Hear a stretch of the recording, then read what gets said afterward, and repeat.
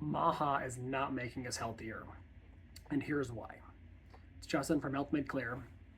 So Maha's in this big kick right now about banning seed oils and banning cane sugar and being kind of all around ridiculous. And what's obnoxious is we're putting the full force of the US government behind these measures that are not going to make a difference. And let's talk about why. Because it's very easy to cut through the crap and look at the actual data. What's annoying is that the ideas that he has are going to make people think that they can make these changes that he is driving and that will bring them back into being healthy, when in reality is these changes that he's making are going to be minimally effective, if at all, for curing obesity, curing unhealthy. It's probably just going to line the pockets of Coca-Cola and a couple of other companies. So let's talk about it. I call this whole process health theater. We saw like medical theater during COVID when we put all these rules in place to make it look like we were doing something, but in reality we're just throwing rules around with no evidence behind the things that we're doing just to make it look like we know what we're doing. So the first thing that he's doing is he's talking about getting rid of seed oils and replacing that with beef tallow. Beef tallow is beef fat. Seed oils are canola oil, grapeseed oil, all of those different oils, other than like avocado or other than olive oil. I think technically avocado oil is seed oil, don't quote me. But he's talking about getting rid of all of those things because they're supposed to be better. And the reason everybody hates on seed oils, specifically canola oil, is because of how it's processed. So beef fat tallow is just a bunch of beef fat they melt down. Easy, okay. You know, it sounds not that scary because the process is not complicated. Canola oil, on the other hand, you take a bunch of the seeds from the canola plant and you can either crush them with cold, it's called cold processing, or you do a pretty involved process where you have to have it expelled with the use of a gas called hexane. Hexane is the thing that everybody's losing their mind over. And they have to go through and do a bunch of refining to get some of the solids out and to get some of the smells out and to get the bad things out to give it more of a neutral taste. But in the process, they clean the hexane up, okay? So people lose their mind about how processed this canola oil is because it's got hexane in it. Well, for the most part, the hexane is taken out. And if you're concerned about the potential for hexane poisoning, you really shouldn't be if you're buying a reputable brand. But if you are, just buy cold processed canola oil. Beef tallow is nowhere near as I don't want to say as healthy as canola oil because beef tallow in itself is not unhealthy. We need saturated fats. Saturated fats are good. But saying that switching from canola oil or seed oils to beef tallow because it's so much healthier is ridiculous. Canola oil has been shown to be as healthy and as effective as olive oil. And nobody thinks that olive oil is not healthy for you. It reduces saturated fat intake, which is good. Beef tallow increases that. If you have a problem with saturated fat intakes, canola oil would be better for you. It reduces other metabolic issues. It helps with lower LDL and HDL ratios, which is good for long-term overall health. It helps to lower LDL cholesterol ratios with HDL because it's good for long-term overall health. It helps to decrease total saturated fat intake, which is also good. And there just really isn't a whole lot of data that canola oil is bad for you. But it's being demonized right now, which is really irritating and it's obnoxious. The biggest reason that Americans are obese is because the average American eats something like 3,600 calories a day. So I already talks about that 2,000 calorie daily intake.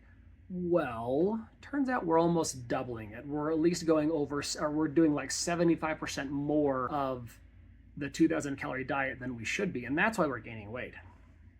And it's just ridiculous. The other thing that people talk about is the cane sugar versus high fructose corn syrup debate. And this one makes me laugh. I've heard so many people tell me, I've got people with diabetes and they'll be like, well, she wouldn't have got diabetes if she would have had cane sugar and not high fructose corn sugar, which is stupid. Cane sugar comes from cane, that's sucrose, it's the white sugar that you see on your table. It's 50% glucose and 50% fructose. High fructose corn syrup is somewhere between 45% glucose, 55% fructose, and 55% glucose, 45% fructose, with a few exceptions. For the most part, there's like maybe a 10% difference in sugar from high fructose corn syrup to sucrose, so it's not enough to make a difference. And beyond that, your body doesn't give a crap whether it's getting sugar from corn or sugar from cane sugar, because at the end of the day, it just knows it's sugar. The monosaccharides are the same, so they affect your body the same. And at the end of the day, if your cells are being inundated with sugar and by insulin to move sugar in and out, they're eventually going to get resistant, which is the cause of type 2 diabetes. It does not matter what the source is.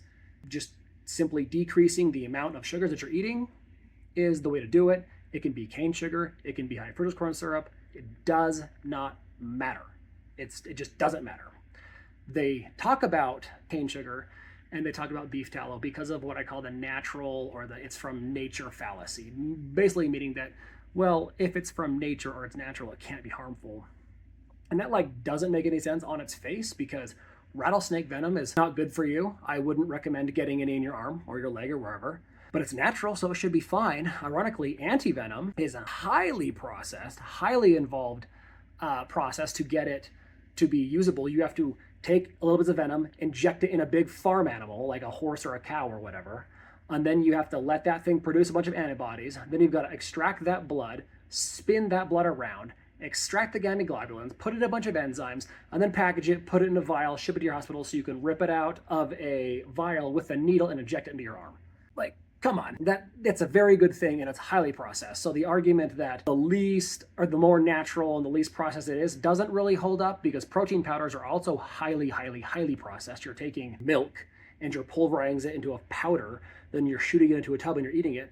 And protein powders have been shown to reduce cholesterol. They help improve insulin sensitivity. It's just ridiculous. And the argument of it being natural, therefore it's better, doesn't stand up on its face. There are other poisons out there. There's hemlock. It's just, the list goes on and on. It's just dumb. Okay. So what is frustrating is that RFK is running around talking about how he's going to get, I think, Steak and Shake to start frying their stuff in beef tallow. And Coca-Cola is going to swap out all of their high fructose corn syrup for cane sugar. And that's supposedly some big win. Even Trump is behind it. Yeah, now it's better. It's not. What it is going to do is giving Coca-Cola and Steak and Shake a whole bunch of free publicity. We're wasting kind of the goodwill of the people and the money and resources on doing these things that are going to make virtually no difference. And health conscious but health uninformed people who aren't aware that this is ridiculous are going to think that by switching to Steak and Shake and buying Coke with cane sugar, they're making better choices for themselves, but they're not. We're simply wasting time, we're wasting money, and we're more or less creating a false narrative. And Coca-Cola is going to take and laugh all the way to the bank because any cost increase, and there will be a cost increase from taking high fructose corn syrup out and putting cane sugar in, is going to be passed on to the customer. We subsidize corn producers a ton to an absurd amount of billions of dollars a year. And if we're not going to get that money from them to make the high fructose corn syrup cheaper and we're going to get cane sugar, we're going to put it in the Coke. Well, those bottles are going to cost more. Those glass bottles are probably going to cost more. Coke's not going to take a loss. People who are buying it are. And they're going to laugh over the bank cashing in these checks because they've had a bunch of free advertising and a bunch of free goodwill given to them by the administration, and it's not really deserved. It's stupid. So what are some things the government could do and should do instead of wasting our time talking about seed oils and cane sugar and artificial dyes and BS like that? We could expand access to healthy foods by increasing programs like WIC and SNAP, thereby just making it so people with less expendable income who want to buy healthier foods, they can, because they have a little bit of assistance. Either that or they're going to go get a bunch of high-fat, high-sugar, cheap stuff off the shelf, and they're going to have health issues. We can also promote healthy nutrition in schools, and then we make lunchroom follow them. So it is kind of dumb that you can go to the school and you can just buy a whole bunch of garbage and you can have an entire meal made out of garbage because they offer it. At least make the kids go off of campus to get their own junk food. We could expand Medicare coverage for weight loss. We could actually expand the ability of Medicare to negotiate with drug companies at all. That's a whole separate video, but we need to do that. We could also limit the marketing of unhealthy food to kids and just in general, because if people aren't always being smacked in the face by a Twix bar or a Snickers bar or whatever the heck they're being smacked in the face with, they might not buy it as much and they might reach for the healthier thing. And then finally, we can encourage manufacturers through incentives, possibly tax incentives or something like that, to reduce the amount of unnecessary fats, unhealthy fats, reduce the amount of added sugars to their food. But they can take that on and they'll be rewarded if they do. Unfortunately, our friend RFK is wasting our time. He's wasting your time and he's wasting government will, government money, and everything else by a whole bunch of showmanship. And it's unfortunate because I was excited for him to be the secretary. And so far it's been kind of a bust because he's not doing anything that I think is going to make an impact on anything. He just seems to be picking fights that are symbolic without any substance. If you like the video, like and subscribe. If you don't believe the things that I'm saying, mention it in the comments. That's cool. Follow, don't follow, but follow. Hate follows are fine. And I'll see you guys next time.